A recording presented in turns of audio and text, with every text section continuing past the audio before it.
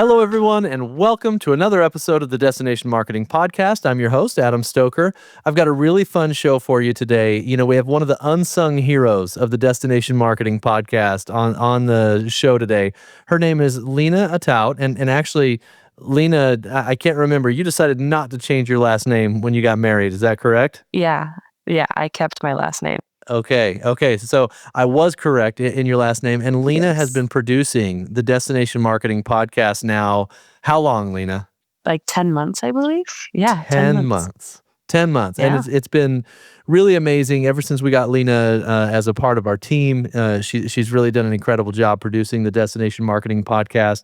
A lot of the magic that you guys hear on the show comes from Leena editing all the dumb things I say out and making it sound like a really smart conversation. So, Leena, really excited to have you on the show, and I thought it would be good to talk a little behind the scenes today. Yeah, absolutely. I'm happy to be here. Awesome. So I want to start the way I start with every guest that we have on the show, which you at this point have heard lots and lots of these. But I want to know, what is your dream destination, Leena? If you could go anywhere in the world, where would it be? I mean, when we figured out I was going to do the podcast with you, I kept thinking long and hard about what I would say, but I want to see all 7 wonders of the world.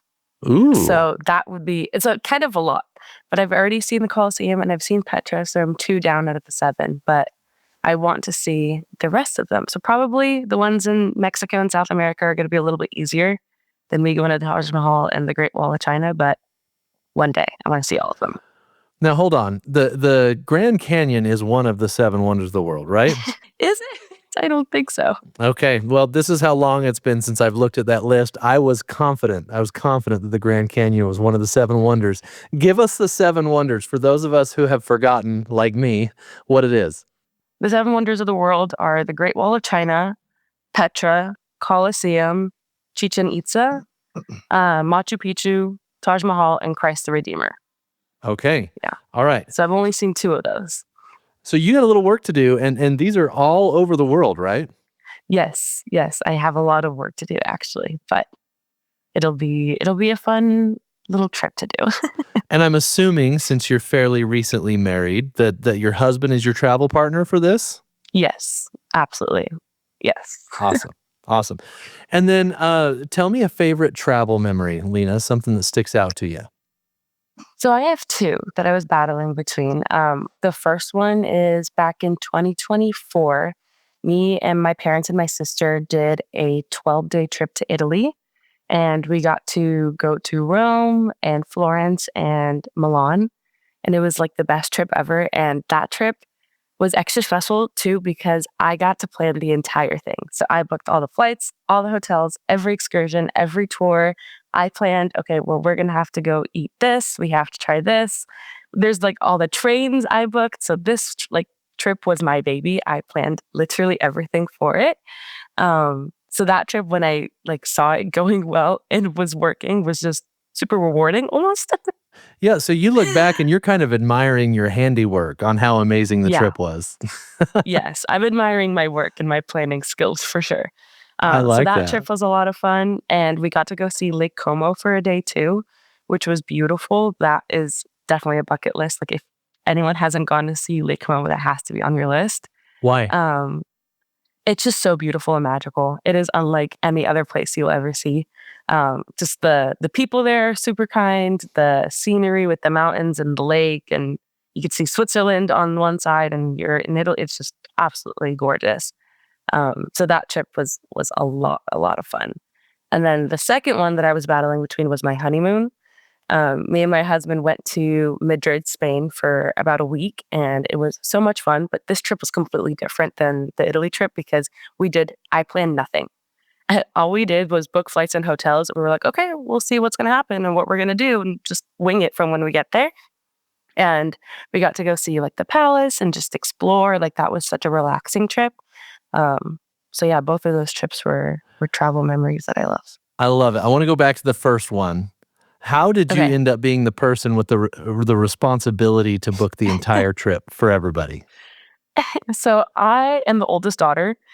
So my dad relies on me a lot to like help him out with like when we're planning trips or just like anything in general relating to like He's like Valentine's Day and Christmas presents too. He's yes, like, Leena, I need your help. yes, yes. I'm the person he goes to for literally all of that stuff. And even if it's like booking appointments, if it's making reservations, that all falls on me. So when we decided we were going to take this Italy trip, I knew it was going to fall back on me. So I started doing all the research. I created a presentation with like, okay, day one, we're going to do this. Day two, we're going to do this, just so we can get everybody on the same page. Um, but yeah, it was a lot of fun. And I actually really enjoy the planning aspect of it too. So I did not mind at all. I love that. You know, it's kind of funny. Now that I have a daughter that's 14 years old, this was the first year for Valentine's that I went to her with a couple of options, and I said, "Okay, which one do you think your mom will like better?" You know, and so Yeah. I'm kind of experiencing some of that for the first time. And after having an oldest daughter and having employed several oldest daughters at this point, my recommendation to everyone is if you're hiring and somebody tells you they're the oldest daughter, you go for it. You pull the trigger and hire that person because Yeah. it's forced responsibility, right? And Yes. my daughter is incredibly responsible, is very proactive, and you give her an outcome that you want, she just goes and figures it out. It sounds like you're very much the same. Yes, absolutely. Like if my dad told me, okay, we want to go to Italy, I was like, don't worry about it. You sit down. I got it from here. I got the flights. I got the hotel, everything. Oh, how fun. And it sounds like you did a good job. Yes, I did. Not to toot my own horn, but I did a fabulous job. That trip was amazing. That's great. Well, I want to maybe have everybody learn a little bit of your background and story and how you ended up here because you've got kind of a unique road and kind of an interesting connection that led us here. So why don't you tell everybody a little bit of the backstory? Yes. So I don't live in Utah. I live in Las Vegas. So I did my undergrad and my grad school, my master's degree at UNLV. And I graduated both of them with degrees in journalism. And through that, I got to be Adam's dad. Adam's dad is the director of the Department of Journalism at UNLV. And, you know, he was a great resource and a big, like supporter of me throughout my entire undergrad and grad school journey. And it's kind of funny. My fiance at the time was living in Utah. He had a job up there. So I thought my plan was that I was going to move up to Utah too. I reached out to Dr. Stoker and was like, hey, I'm moving to Utah. Like, do you have any opportunities that you can throw my way? He introduced me to Adam. I ended up staying in Vegas, but you know, this job is just like such a fun opportunity for me and I love it so much. So I'm super glad to be here. Yeah, it's really fun because my dad has referred a few people to me over the years, you know, and said, "Hey, you may want to consider hiring this person or whatever."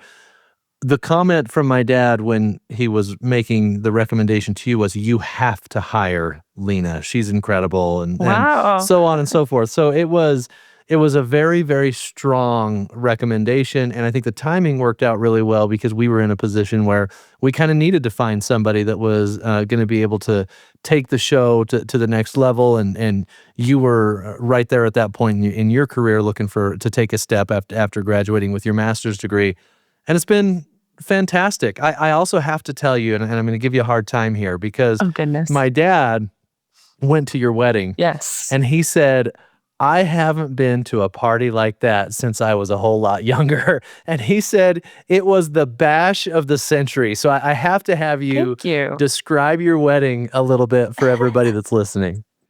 Well, that is a huge compliment. Thank you. Um, my wedding was so I'm Middle Eastern, so that was your traditional Middle Eastern wedding with lots of people and nonstop dancing, and it was just so much fun. Yeah, we have the best family and friends, and everyone showed up and put on the best party for us and just kept dancing all night. I don't think I sat down for more than 30 minutes that night. But it was just such like the best night of my life, and I mean that full-heartedly. Oh, that's so fun. So fun. Well, congratulations. And that was what, 3 months ago, 4 months ago? Yeah, back in November. Back in November. Okay, awesome. Well, glad you're back from your honeymoon, and so glad that 10 months ago you decided to work for our organization, and you've been able to do a lot of interesting things in your time here. I know that you produce the show, obviously. What are some of the other parts of your job that maybe don't show up on the Destination Marketing podcast? Ooh, that's a good question. I do a lot of not just only this podcast, but I help produce all the rest of our podcasts as well. So goes from like scheduling and coordinating with our clients and their guests, to scheduling the podcast, doing the actual podcast, making sure that it all sounds good, checking all their audio levels and all that fun stuff. Then it goes to editing and just making sure that the podcast sounds good and ready to be published, and then publishing it. And I do a lot of social assets as well. I do a lot of video editing for a lot of our other clients, and just really fun, like fun social media videos and like TikTok-y esque videos as well. But yeah, just a lot of coordinating that not everybody gets to see, a lot of emails that go back and forth, but it's also rewarding when you get to see the final product or when you get to see their videos published on their social media channels. Great. And I think that's one of the things that I want to cover today is you started here part-time with a relatively narrow job description, right? And over the time that you were here, we were able to get a taste of what you're able to do and what you're capable of, and expanded your role and got to the point where you were full-time and all of that. One of the things that you've been here for is the change that I've really tried to push in our organization of all of our team members transitioning from a tactician to a strategist so that you can be valued for how you think, not just what you do. And I've watched you as you've taken on additional responsibilities, including video editing and some of those other things. You've had to learn new skills that you didn't necessarily have, or at least didn't have as detailed of a skill beforehand. And you've made that transition in the time that you've been here, kind of from a tactician when you came in the door to a strategist. What has that transition been like for you? Honestly, that transition, it wasn't super difficult for me because when I go into any opportunity, I am the type of person that wants to learn everything and wants to start to be good at little everything. Like, I don't want to be the one where it's like, oh, I have no idea how to do that. Like, let's just pass that off to somebody else. I also want to be the one that's learning it and like improving my skill set so I can be more well-rounded and kind of like an octopus in different avenues. So when we were taking that transition, and we took that transition pretty early on when I joined the organization, from tactician to strategist, but it makes sense because if we like you said, we don't want to be valued for just what we do because like, so many people can do it, but being valued for how we think, we're very creative and just like different mentalities. We can approach these different projects in a better way. And just taking that transition and owning it with the podcasts, I've kind of taken it in a different way because we have to evolve. And the more we evolve and the more we take risks, the better our product is going to be, and the better our clients are going to be, and the better that we are going to be as marketers. I love that. And I think you've done a really great job with that transition. One of the things that we talked about when we first rolled out this idea of being a strategist and not a tactician is being kind of becoming a multifaceted marketer by leveraging the technology that's available.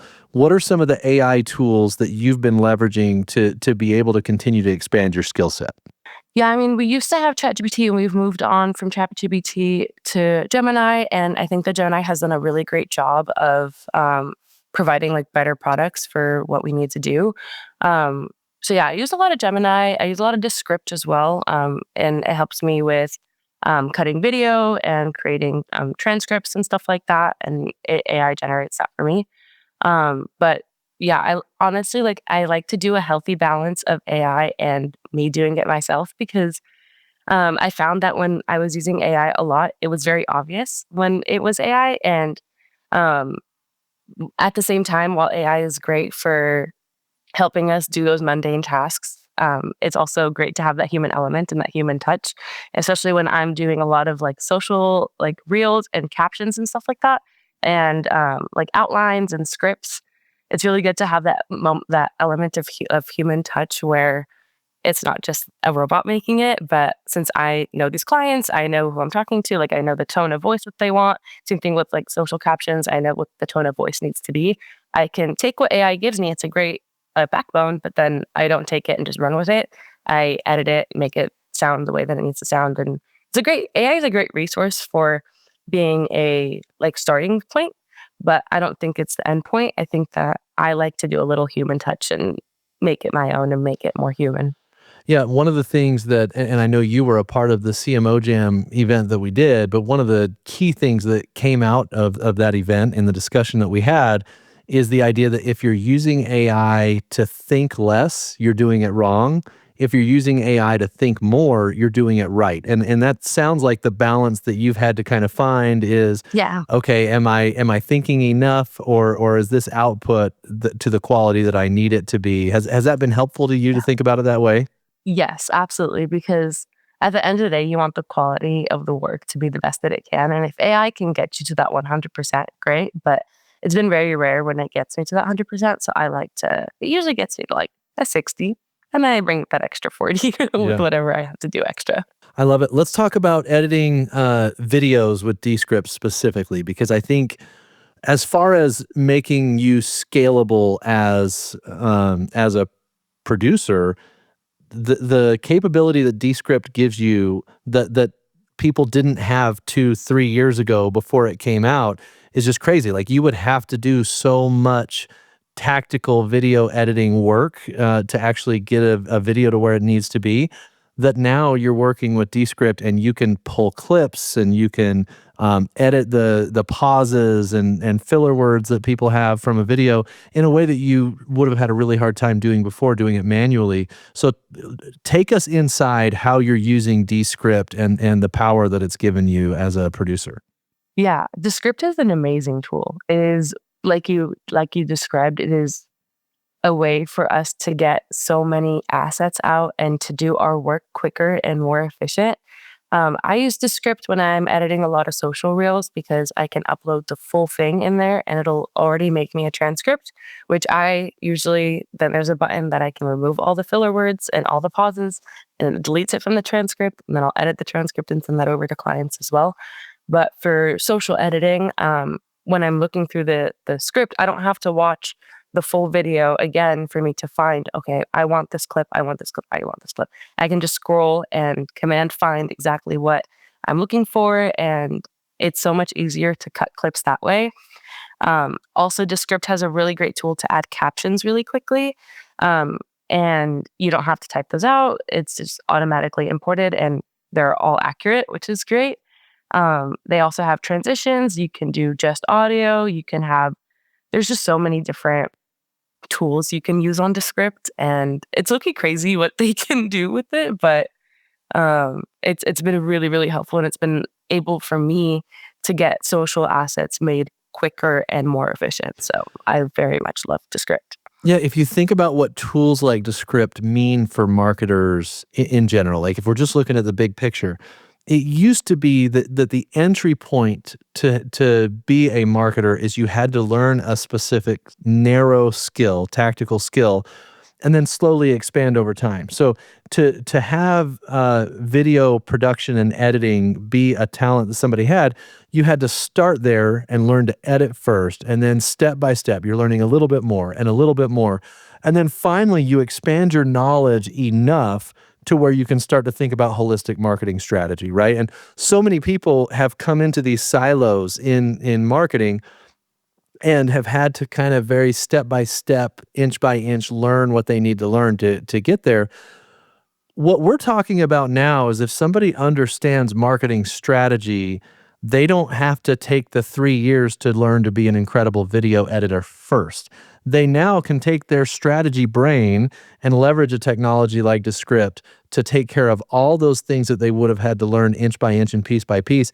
I actually think what it's allowing people to do is understand holistic marketing strategy 5 to 10 years faster or earlier in their career than they would have otherwise. And I think that if used correctly, it's going to help marketers become much more scalable and skilled, because now strategy is what matters. And that's really where I think everybody that's a marketer that's listening needs to feel comfortable going is, I'm going to leverage the tactical stuff through AI because I don't need to learn those inch by inch and step by step. I need to become an incredible strategist. And I think you've done a great job of that, leveraging the tools like Descript that you have. Thank you. Yeah. Descript is really an amazing tool. And like you said, because we don't have to spend those 3-4 years really learning and delving into the world of video editing, it allows people like me who even though I had video editing experience prior, but I can focus on strategy and I can focus on improving how I think and what strategies I want to implement for podcasts or videos or whatever clients need, than me being like, okay, now I need to really just hone in on my craft on video editing because the script makes it so easy. Awesome. Well, I want to pivot a little bit and I want to talk about production specifically, both podcasts and then any other production that you want to mention. But because you've done so much editing, because you've done so much producing, I think at this point you've got a really good idea of what makes a good episode of a show, what makes a good show in general. And so I wonder if you can kind of take what you've learned over your time producing all the different shows you work on, and tell us a little bit, what are the components that you've been able to witness and see that make a show high quality and valuable for the listenership? Yeah, absolutely. I mean, when I think about that question, I think about how am I as the listener going to interpret it, and am I going to click off after 5 minutes, or am I going to stay for the entirety? And it's really that hook in the beginning, just to see like, is it going to hook me? Is it interesting? Am I going to want to keep watching? Is this something that like after 5 minutes, am I going to be bored of, or is it going to really hook me in and interest me that I'm going to want to watch the full thing? So I usually like, I'm whenever we do our podcasts with any of our clients, I'm always listening. I'm on the back end, making sure everyone's audio is good, and I'm focusing on that. But I'm also listening in on the actual content of what the podcast is saying. And whenever the podcast is interesting, the first 5-10 minutes, I know that that episode is going to do well. Also, just having a variety of different topics instead of just honing in on one thing is really excellent too. Um, we do a lot of tourism-based podcasts. So whenever I see a destination focusing on not just one aspect of what their destination has to offer, but like they focus on the culinary side, they focus on the history side, they focus on the different state parks they have, whatever it is, but they do one episode for each and stagger it out. I think that's also going to be that's going to play well for their podcast as well, because every week is going to be something different. And then also, when they have like a little call to action at the end, if they say, oh, make sure to tune in next time, next week, we're going to have this guest on, something like that, it makes listeners be like, ooh, I want to listen to that episode next week. I know what's going to happen. I'm going to make sure to tune in. I'm going to set my reminder, whatever it is. And it increases listenership. It increases that like repeated listenership as well. And it makes that podcast just do so much better. So those are the things I usually listen for when I'm recording. Yeah, no, that's great advice. What about, I'm going to ask you what makes a good host, and then I'm going to ask you what makes a good guest. Ooh, a good host knows how to banter, because that is the key. Because a lot of the times the guests, they may not have like on camera, on microphone experience, and they may be a little bit nervous. So making sure that make them feel comfortable, and then also just keep going back and forth with them, be able to fill up those like empty gaps, if like with banter or whatever conversation you want to include. That's what makes a really good guest, because it makes the conversation feel more natural. And especially like with all our podcasts, I usually do some sort of outline, so that way the guest and the host kind of have a structure to follow. But a good kind of host listens to what their guest is saying, and if they need to rearrange questions, or if they come up with questions on the fly, ignore the outline, because that's what's going to make a great conversation.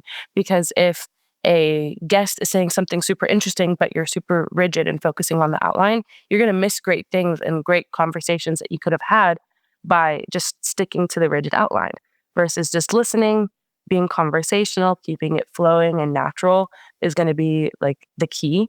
I actually want to jump in on the host side, if that's okay, because one of the most important things that I've learned about the job of a host, it's not to guide the conversation, even though that's what it seems like it should be. Your job as a host is not even to pontificate or demonstrate your expertise or anything like that. Your job as a host to make a good show is to be curious. And Yes. and if you hear something that you think might be worth chasing, then you ask additional questions and additional questions. And that's really for me what I've learned over the last 7 years now of doing this podcast is the thing that makes a great show is if I actually have the capability to be curious. And the more curious I am, the more valuable the content I can extract from the guest to provide value to the listeners. And so I think curiosity may be the number one attribute that a host needs to have in order to be successful on a show. Yeah, absolutely. And this kind of takes me back to my journalism background because I had to do a lot of interviewing, but the interviewing I was doing was very different than it wasn't very conversational. It was, okay, I need to know what happened, where it happened, when it happened. I need to get these questions so I can convey it to my audience, right? But still being able to be curious and when you hear something, be able to go off of it and start asking new questions and just start going off of the flow is just so, so, so important. And yeah, it's not every host has it, but if you have it, then it makes a great show. Great. What about a guest? Yeah, for a guest, it's to be able to talk a lot because sometimes questions, if you don't know how to answer it or if you're a little nervous or whatever, you'll just say the answer and stop there versus being able to go off of it, give a little bit more context, story tell. And then it helps the host come up with new questions in their head, be able to go off of that. And the two going back and forth helps the podcast go well, in my opinion. Yeah. No, I think that's another great point because if you think about it, if you're talking just to one other person, sometimes you can give a two-word answer and it's totally sufficient for that conversation. But you have to keep the audience in mind as a guest that the audience doesn't have the historical context that you have, even if you know the host really well. Maybe you'll answer like you know the host really well, but you have to say, here's my answer, and here's why I say that. And like the Yeah. why you think that, why you feel that way is so helpful for the audience to come along. And so I think providing necessary context, like you said, is going to be really, really critical for somebody to be a good guest because I think it benefits the audience a lot more. Yeah, absolutely. And just like being able to speak eloquently and keep your audience hooked and story tell. Like usually with these podcasts, they're telling some sort of story and just being able to hook your audience and use descriptive words just with the inflection of your tone and your voice. All these things you don't really think of when you're talking, but the way that you do that also hooks audiences in and it makes you a better guest as well. Yeah. All right. Tell me some mistakes, and you don't have to call out people by name or anything like that. But what do you see? What are the mistakes people make when they're trying to execute on a good either episode or show in general? For on the guest side and the host side, you need to be prepared for the podcast. And that's not meaning that you need to have answers prepped and already written and you're just going to read those answers, but just kind of go through your head what you could expect. If you're a host, you see these questions and you see like you have to do an intro and an outro, practice those a few times so that way you don't stumble on your words.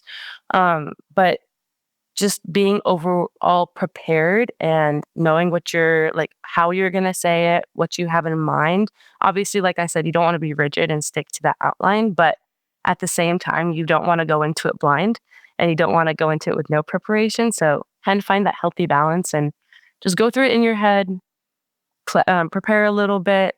If you're a host, say your intro and outro a couple times because it will really help the final product. Yeah, I think that's really good. I want to know what your kind of funniest or weirdest or most uncomfortable moment has been with something that you've had to edit. Like what's a blooper that you can share with us? I'm not going to name this guest, but um, we have a guest that came on a couple months ago and they are just so funny. And they made a really, really funny joke at the beginning. And it was a joke that none of us were expecting. We walked like we were doing the podcast as normal. And they just threw this joke out. And I remember being on the back end of it, like, did I hear that correctly?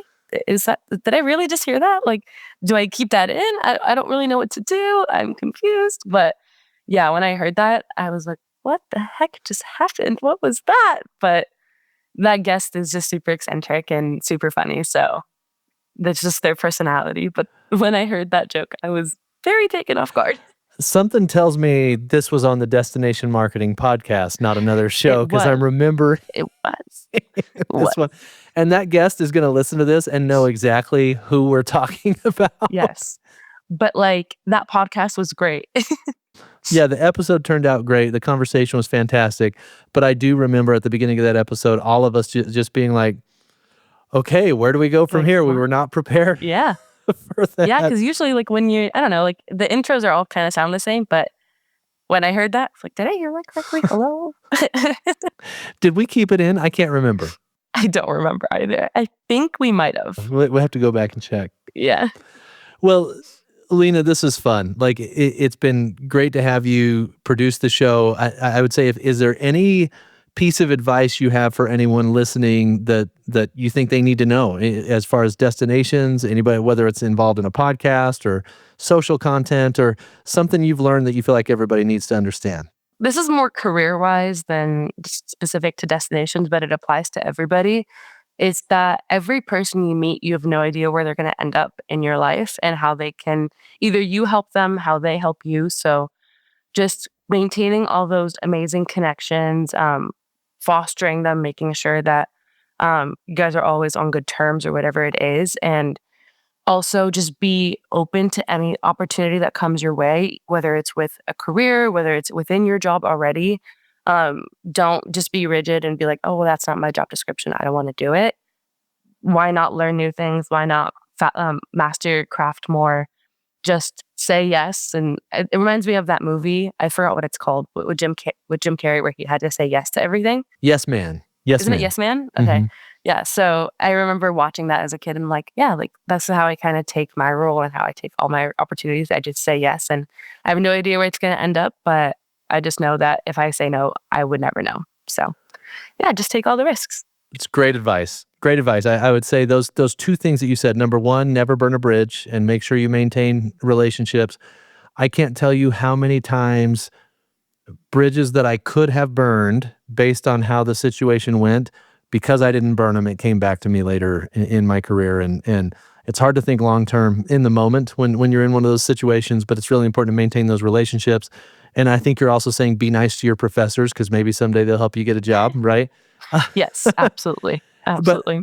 But then your other one of take a risk, like everybody in their personal lives, for some reason, we have a big tendency to be risk averse, when in fact, taking a risk is the thing that could shortcut 5 or 6 or 7 years off what it would take for your career to progress. And so I think the idea of being willing personally to take a risk is really, really valuable. So yeah, I think those are both great pieces of advice. Thank you, Leena. Thank you. Yeah, it's been fun to have you. And of course, you're behind the scenes every week on the show, and it's good for everybody that's listening to finally get to know you and learn about you a little bit. So thanks again for coming on. Of course. Thank you so much for having me. And if people want to learn about you or ask you questions or anything like that, what's the best way? Yeah, you can follow me on LinkedIn. You can find me on LinkedIn, just Leena Atout. And if you want to email me, it's latout@thebrandrevolt.com. Perfect. Thanks again, Leena. And thanks everybody for listening. If you enjoyed today's episode, please don't forget to leave us a rating or a review. It helps us continue to bring you amazing guests like Leena. Thanks everybody, and have a great week. If you haven't heard of CMO Jam yet, honestly, where have you been? This has been one of the coolest things I've ever had the opportunity to be a part of. In August, we brought together 12 of the most brilliant marketing minds in the destination marketing industry, and we were able to talk through the challenges, difficulties, but also wins and successes, and we talked about the future of destination marketing. We talked about the impact that AI is going to have in our industry, and it was such an amazing opportunity to spend an entire day with some of our brightest peers. and watch them interact and discuss the challenges that they're going through on a daily basis and how every destination marketer can plan for the future. CMO Jam was a massive hit, and it's now being released as episodes. You can find them on Brand Revolt's YouTube channel. You can find them on Tourism IQ. I've shared the link to them on my LinkedIn, and I can't wait for you to see what happened at CMO Jam. Give it a listen.